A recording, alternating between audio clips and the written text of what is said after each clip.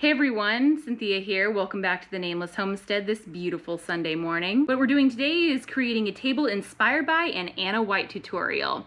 I've been a fan of Anna White and the work that she does for years, and we are so excited to be building furniture based around some of her designs and some of the YouTube videos of hers that we've watched. I'll be linking her information in the description box below, so after you're done watching this video, go check her out. This table will be nearly 8 feet long, and it will serve as a storage space for all of the homeschool stuff that we have going on right now. This year we're homeschooling all 3 of our children, and it comes with a lot of stuff. And unfortunately, in a small home with a big family, there's not a lot of storage space. So this was a very much needed build. This is a very new type of project for us, as this will be the first time that we've ever attempted to actually build our own furniture other than something just built like a table for the shop. This is also not an instructional, but a vlog, since it's going to be the first time we've attempted this style of build. My husband will be taking over all of the carpentry work, and I'll be taking over the detail work of sanding, staining, and finishing the project. All of the steps we take today, as well as cut lists and part lists, will be in the description box below. So come along with us. I'm sure we'll learn a lot today, and I'm excited to share it with you all. Tell me what we're doing today. Trying to build a table. What for? Because my wife asked me to.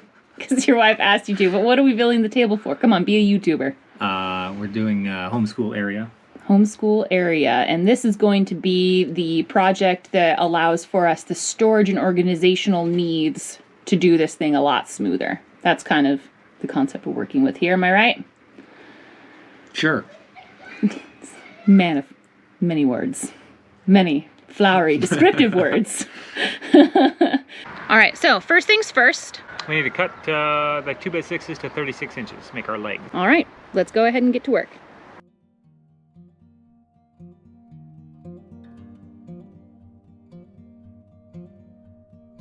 So we've cut the legs, and now we are creating the skirting that goes along the short end of the table.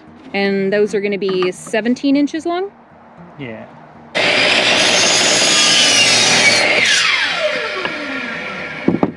And now we are, you said you were squaring off edges. Yeah. What does that mean? I'll show you. These pieces have these rounded edges right now, so I'm going to cut these down.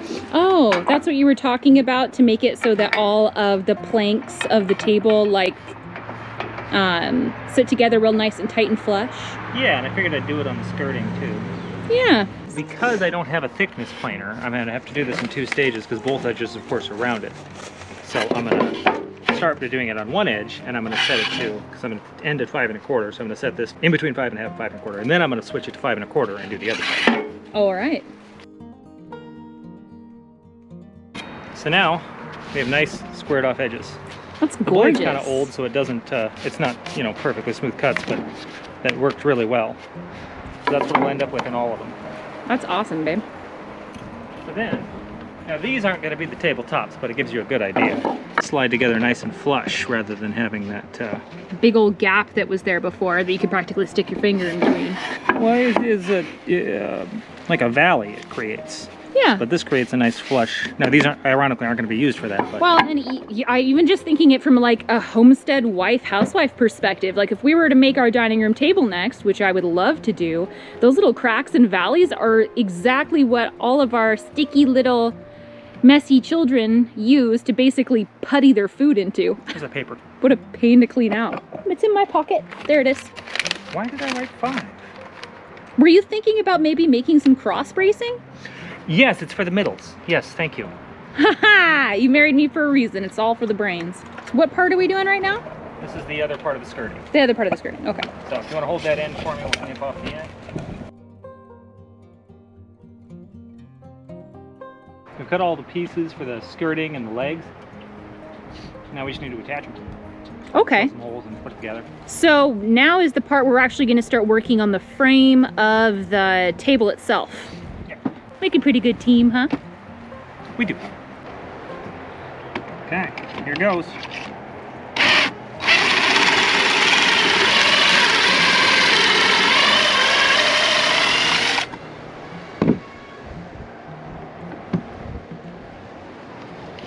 See if I did everything right. Oh, yeah, there we go. Looks good. Awesome. This is going to be a long process. This clamp is just not ideal for this.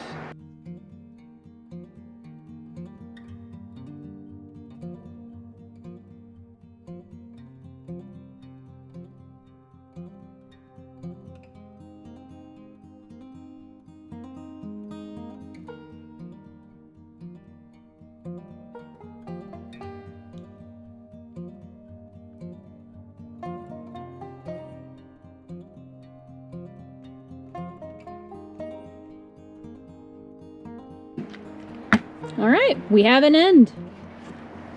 We have part of a table. Okay. Ooh, I could have you making picture frames for me. Okay, next. So same thing, basically. Yeah.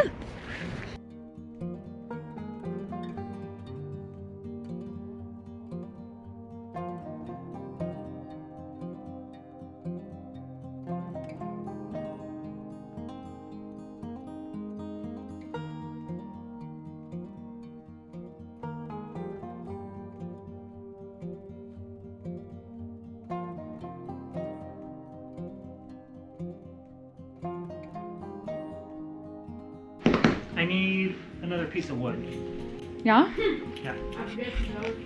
What was that, my dear? This was another Anna White tip. Which was?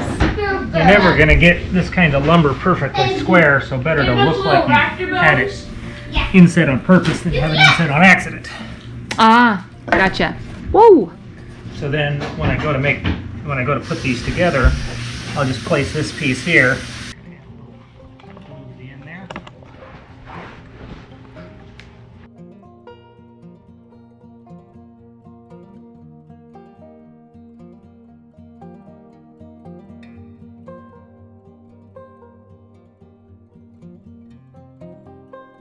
There's the base of the table. Fantastic. Sliding sets here, which prevented any warping from sticking out. You'll see that these warped here, You have to but come around nothing this side to comes see. beyond the edge of the boards. You're right, that tip that you got from Anna White about insetting them makes it so that even though there's a tiny bit warping, because of the quality of the lumber, it's very minimal. It will hardly be noticeable, honestly. Her idea It's already for it inset. was a little different than than the reasoning I'm using, but it works nonetheless. Oh, This okay. kennel will fit nicely underneath there. Now we just need to build the top for it. All right, cool. What are the next steps for building a top? Do we have to make the edges rounded so that they will flush Yeah, together so nice? We have to rip all the 2x6s, take off the edges. We could do it with a thickness planer, but I don't have a thickness planer. Well, I do have a hand planer, but they tend to come out a little uneven if I don't have something to clamp them on. My lack of good clamps. Are we going to be doing any more pocket screws? Yes, lots more. Lots more. Oh yeah, because you have to pocket together the planks, huh? You don't have to, but that's what we're gonna do. So we're spacing more of these down the center at every what measurement? Every 2 feet. It's an 8-foot table, so. Every 2 feet, so that it creates more support for the frame, so that when we have a bunch of heavy books and stuff in the middle of this table, it's not gonna like crack in half or bend or bow or warp. Is that kind of the purpose of those? Most of the boards on the top don't work. Oh, okay, so it supports the farmhouse table slat type things, so Yeah. that those don't go all wibbly wobbly. Yeah, we're not using furniture grade lumber for one thing, and even if we were, that stuff would warp eventually. That's the last thing. Sorry, baby, what's the last thing? Can you repeat that? We gotta rip these to 5 1/4 inches instead of 5 1/2.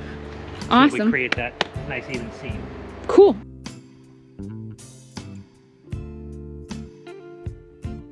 So now we need to pocket screw the whole top of the table together, yes? Yeah.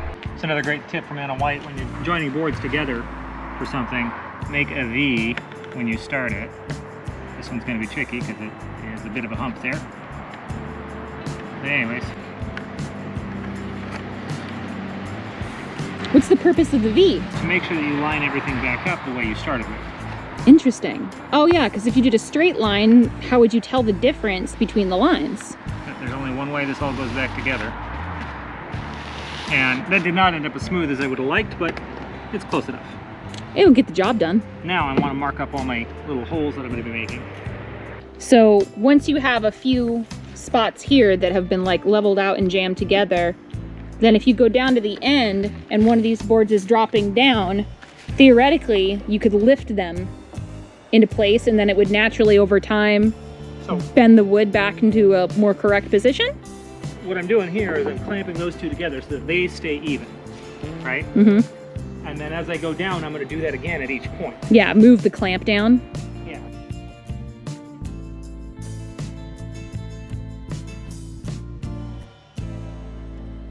All right, last step, then we take it inside. Cut off the ends, make sure that the short ends are square, and we finally get to take it inside and put our table together.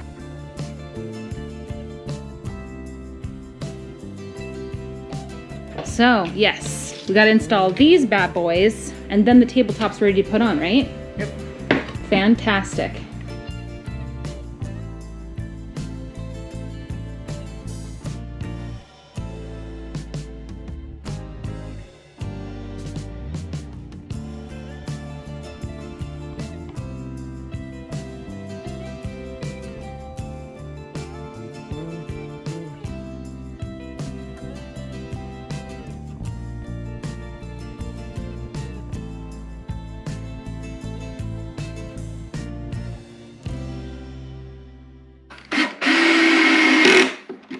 Now, There we go.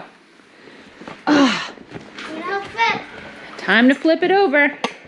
then we'll see how terribly off kilter it is. It'll be like, what in the hell? Can you lift it yourself so I can do the videography thing? No. No? Okay. No, this thing was down. There we go. Holy freaking smokes. It's pretty flat. Look at this thing of beauty. Oh my goodness. Turned out pretty good. This is gonna be so amazing. Best husband, eat your heart out, ladies. So now that we're done with the table, we should sit down and talk about what we learned. Let's grab a beer. We have built a table, or rather you have built the table and I've just, watched you build the table. This is the first time you've made furniture and not just a structure to serve a purpose. How was your experience and what did you learn from it? I learned a table made out of 2x6s is heavy.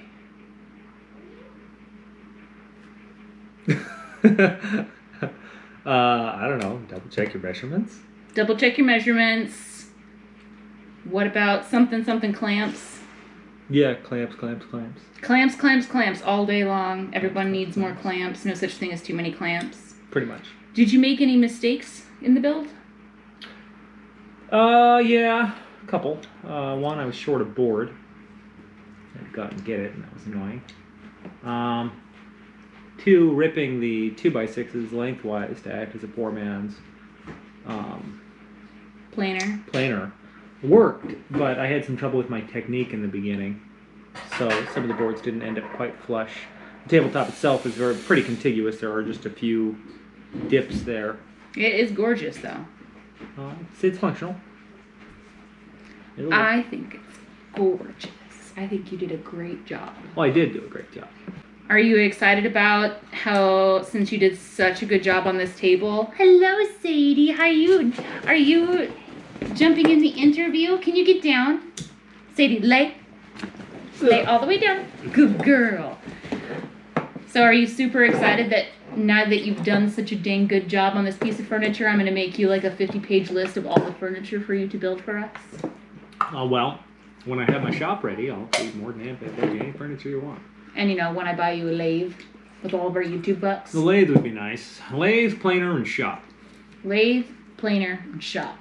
Shop would be the first. I could get by without a planer. Something I've learned as a homesteader wife is to get on board with all of the tool buying. Show him. Multi-tool. Multi-tool.